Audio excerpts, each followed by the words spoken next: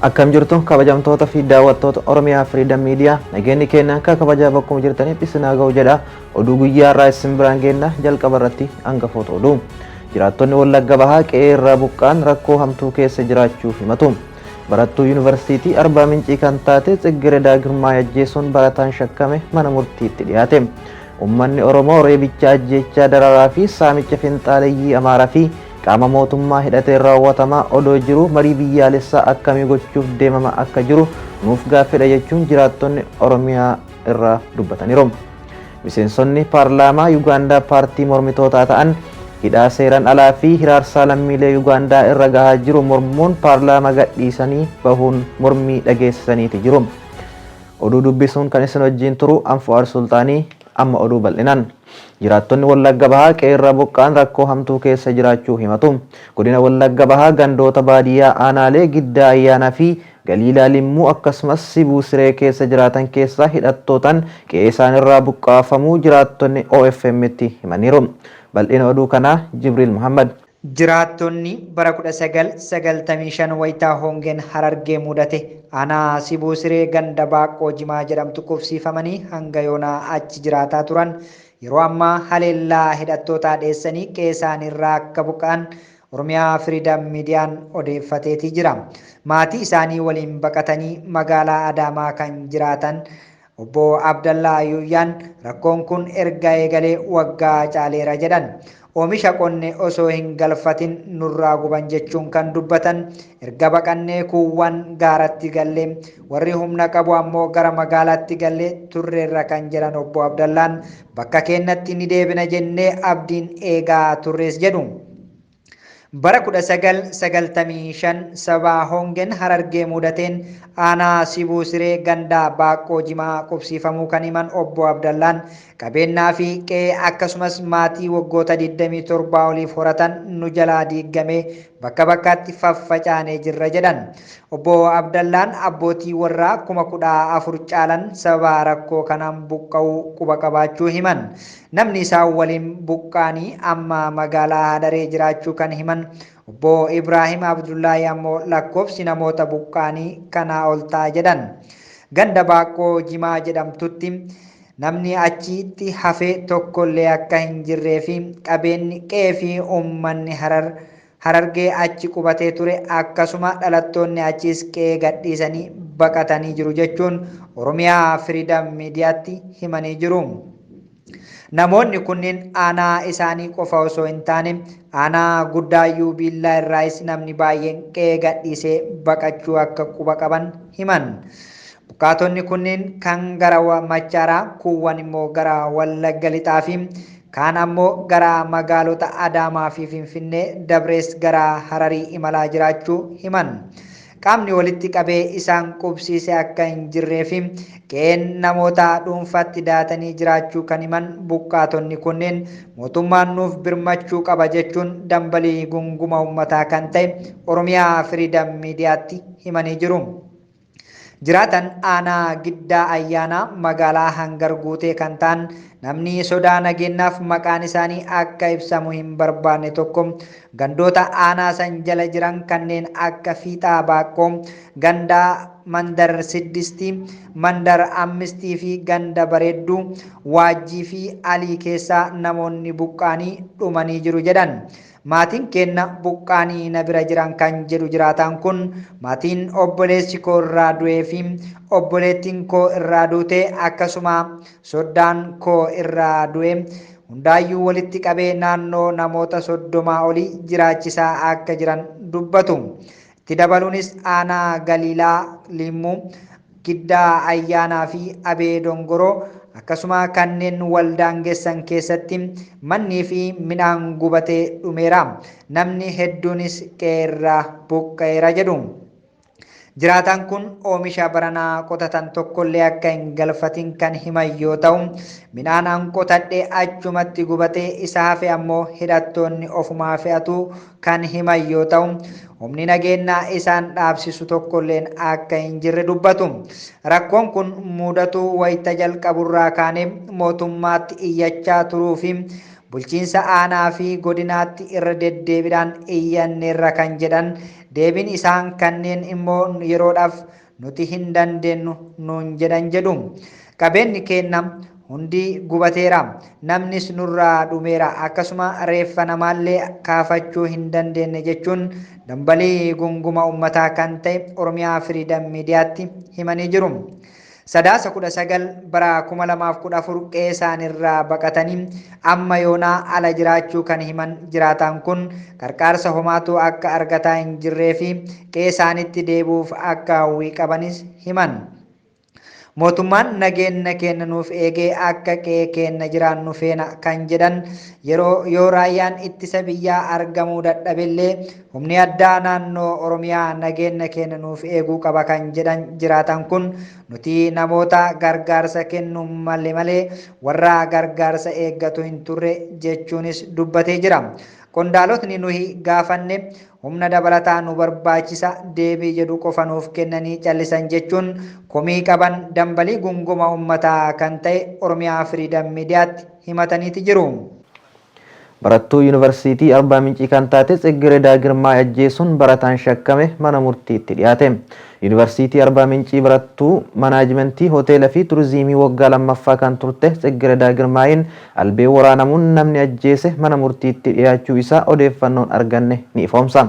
Bal'een oduu kanaa Amina Muhammad. Barataa yuunivarsiitichaa kan ta'e shakkamaan kunii fi barattoonni biroo lama ajjechaa Tsiggireedaan wal qabate kibxata darbee mana murtii Arbaa Minciitti dhiyaatanii beellamni guyyaa 15 kennamee fi mana hidhaa akka turan taasifamuu isaa hoogganaan dhimma kominikeeshinii yuunivarsiitii Arbaa Mincii obbo Badruun himanii jiru. Tsiggireedaan waraanamtee kan ajjeefamte gaafa guyyaa wiixataa akka lakkoofsa Itoophiyaatti amajjii 23 bara 2014 galgala sa'aatii 5 irratti naannawa mana kitaabatti ta'uu isaa godina Gaamoo magaalaa Arbaa Minciitti hoogganaa poolisii kan ta'an Koomaandar Adaanee Oke himanii jiru. Barattuun kun harma isii fi naannawa cinaachaa bakka 5 irra deddeebiin erga waraanamtee lubbuu isii oolchuuf gara hospitaalatti geeffamtus ooluu akka hin dandeenye himanii jiru. Ajjechaa kana raawwachuun kan shakkame yuunivarsiitichaatti barataa saayikoolojii yoo ta'u waa'ee hariiroo inni Tsiggireedaa waliin qabu irratti odeeffannoon adda addaa dhagamaa akka jirus hoogganaan kominikeeshinii yuunivarsiitichaa kan ta'an obbo Badruun himanii jiru. Tsiggireedaan kana dura shakkamaa kana waliin hariiroo akka qabdu turee fi hariiroo isaanii kana waan dhaabdeef ajjeese kan jedhanii fi shakkamaan kun jaalallee isaa akka taatuuf gaafii dhiyeessee fi waan diddeef aariin akka isii waraane odeeffannoon dhagahamu himanii jiru. Hiriyaan isii kan waliin dormii tokko keessatti jiraattu eeruun obbo Badruun akka himanitti shakkamaan kun gaafii jaalalaa dhiyeessee fi akka isiin didde himuun kanarra kan darbe garuu deebii biraa kennuu fi hin hayyamne jedhanii jiru. Gama biraatiin ammoo odeeffannoon poolisii irraa argame barattuun kunii fi shakkamaan hariiroo jaalalaa akka hin qabne agarsiisa.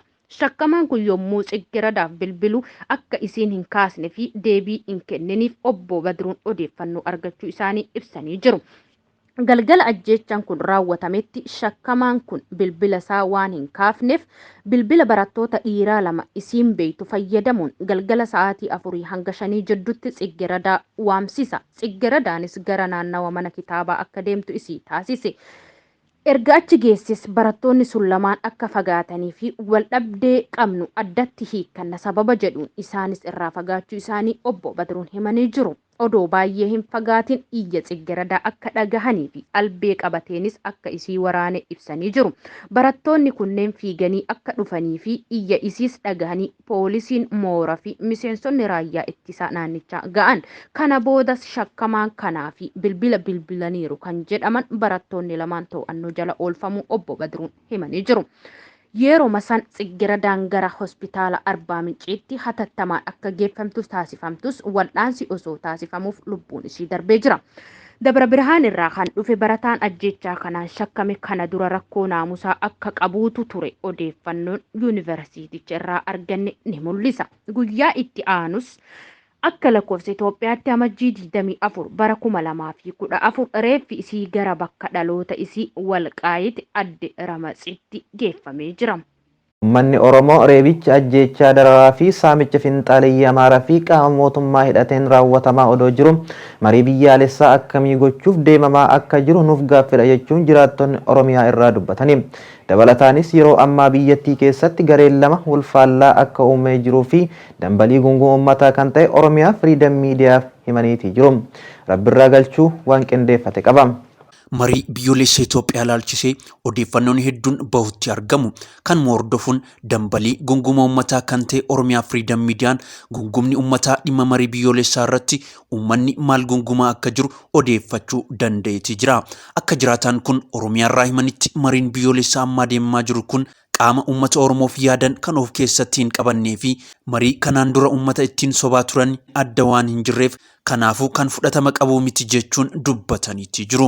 Mariin biyyoolessaa isaan geggeessuuf ta'an kun waraana bilisummaa Oromoo fi adda bilisummaa Oromoo akka hirmaachisnettidha kan inni hubadhe. Silayyuu hoggansi adda bilisummaa Oromoo manadhaa keessa jira guutummaatti. Dargaggoon jajjabduun biyya kana ceesisuu dandeessu kunneen nageenyuma isaaniitiif yaadda'anii kun biyya Arabaatti maqatanii kanneen manadhaa jiru, kanneen du'an jiru, kanneen manadhaa jiru. Gaarummaan qabu. Kanas ta'e sana dargaggoo wabii biyyaa taate hidhanii ajjeesanii kanneen maallaqaan bitanii nagaan buusanis marii geggeessanis hin jiraatu. Yoo jiraatellee kanuma sobaati. Mari'atanii miti kan abiyyi aangootti fidan. Mari'atanii kan uummataanis ta'uu baatu jarri warri aangoo harkaa qabdu mari'ataniiti. Waan uummanni dhaga'uu barbaadu dubbatanii lammaanfaa goofan keenya uummata keenya waan jedhu fa'aan qalbii namaa booji'anii uummati akka isaan dhaggeeffatu akka duukaa hiriiru gochuudhaan tooftaadhaan kun waan ammaa itti jiru kana kiyyoo kanatti dhugashanii Oromoo gurguratanii cinaa cinaatti ba'anii amma inni kunis sanirra wanta adda ta'e hin jiru. Inni ammaa wanta si ajaa'ibu sanirraa warri afaan damma dibatullee hin jiru. Namni jechi irraa bareedu bilchiginnaa keessaa uummata biratti dhageettii qabu. Ebeenu baraantummaa sabaaf qaba jedhaniillee hin jiraatu. Uummanni Oromoo reebicha du'aa fi dararaan itti baay'atee osoo jiru ajjeechaa fi saamichi finxaalleeyyii Amaaraa fi qaama mootummaa hidhateen raawwatamaa jiru kana qaama biratti harka haqataa marii biyyoolessaa kam gochuuf adeemamaa akka jiru anaaf gaaffiidha jechuun himuun biyyattii keessatti yeroo ammaa gareen lama uumamee akka jiru itti dabaluun dubbatu. Inni kaan immoo shanee rukutamuu qabdi kan jedhu akkuma argitu Wallagga lixaaf akkasumas Shawaa lixaarra turre biloota lixoonni maqaa afaan gurmoofte ijoollee Minilik qote bulaa Oromoo ajjeesuudhaan mana irratti gubuurratti argamu. Isa kanallee ijoollee Oromoof jecha daggala jirtu waraana bilisummaa Oromootti yeroo haqatantu mul'ata. Dhugumatti mariin kun dhuguma uummata hirmaachisa moo warruma yeroo darbe eegduu sirnaa jedhaniitoo dirreerra gangalataa turan santu mari'ataa isa jedhu sana gaaffidha uummatichiyyuu. Uummanni kun walii lama uummata harka dhooftu beektaa uummata harka dhooftu kan dhufte hundi akka harree waa itti fe'ee ergatuu fi uummata akka isaatiif dhaabatu muraasa jira.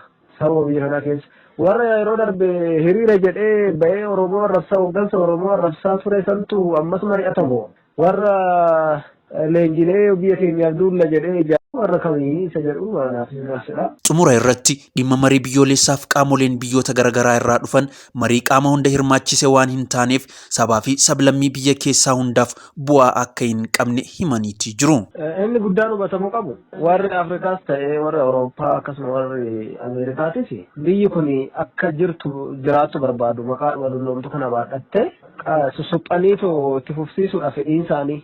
Fedhiin kun immoo fedhii uummataa fedhii sabaaf sablammoota giddu galeessa yoo godhanne ittiin milkaa'anii kan jedhudha. Gabaabumatti Ameerikaa taatu Awurooppaa Afrikaa taatu warri biraa yoo dhufan iyyuu nagaaf tasgabbii waara biyya kana keessatti yoo hin buune gaaffiin sabaaf sablammootaa yoo hin deebine nagaan bu'u hin jiraatu isa jedhudha. Uummati keenya kan quba qabaachuu qabu Ameerikaa miti kanarra. Yeroo manni irraa gubatu irraa dhaabaa akkas godhaa jedhaanii jiru. Warra Afrikaa miti kan hirmatees keessumatti iyyuu manni Oromoo dhageetti dhabee jira beektaa waggaa sadan kana yeroo olaantummaa warra TPLF ture sanatti Oromoo dhageetti qaba ture. Har'a dhageetti hin qabu. Sababni isaa warra afaan Oromoo dubbatutu naannoo Oromiyaa hooggana, mootummaa federaalaa hooggana, raayyaa ittisa biyyaa hooggana, poolisii humna addaa akkasumas poolisii idilee Oromiyaa an hoogganu Oromoota maqaadhaaf. ni oromummaan keenya ni oromummaan irraa mulqinu garuu guyyaa tokkantummaa sabaan agarsiifne kanaaf jedhanii warrumti biyya sana hooggan Itoophiyaayyuu harka qabu Oromoodha waan jedhanii yaadanii fi miidhama Oromoo irra ga'u kanallee yoo warrumti daasuuraa iyyallee dhagaanchanii fi uummanni keenya faranjii irraas abdiin qabu abdiin inni qabu waaqa tokkoo fi ijoollee isaa daggala jirtu qofan siin jedha obboleesso. Oduu biyya alaatiin miseensonni paarlaamaa Yuugaandaa paartii mormitootaa ta'an hidhaa seenaan alaa fi hiraarsaa lammiilee Yuugaandaa irra gahaa jiru mormuun paarlaamaa gadhiisanii bahuun mormii geggeessaniiti jiru. Guutuu isaa Rabbirraa galchuu waan qindeeffate qaba. Miseensonni paarlaamaa Yuugaandaa mormii qaban ibsachuuf paarlaamaa gadi dhiisanii bahan jedha barruun odeeffanne tokko. Miseensonni paarlaamaa Yuugaandaa paartii mormituu irra ta'an hidhaa seeraan alaa fi hiriirsa lammiilee Yuugaandaa irra gahu mormuun paarlaamaa gadi dhiisanii bahuun mormii isaanii gaggeeffataniiti jiru. Miseensonni paarlaamaa 100 ol ta'an gaggeessaa paartii mormituun durfaman kun osoo deeggartoonni isaanii dararamaa jiranii callisnee teenyee hin ilaallu jedhaniiti jiru. Miseensonni paarlaamaa garee paartii mormituu irraa ta'an 2 bara darbe keessa hidhamaniiti turan. Waa'ee hidhamuu isaanii irratti falmiin akka gaggeeffamuuf afayaayii gaafatanii turan. Garuu afayaayiin kun dhimmicha torbaan dhufu qofa irratti mari'achuu danda'ama jedhaniiti jiru. Miseensonni paarlaamaa kun garuu hanga dhimmichi mariidhaaf dhiyaatutti paarlaamaa hin seennu jechuun sagalee isaanii dhageessifataniiti jiru. Kabajamtoota daawwattoota keenyaa oduun guyyaa kanaaf qabanne isaan kana turanii waan nu daawwattaniif galatooma.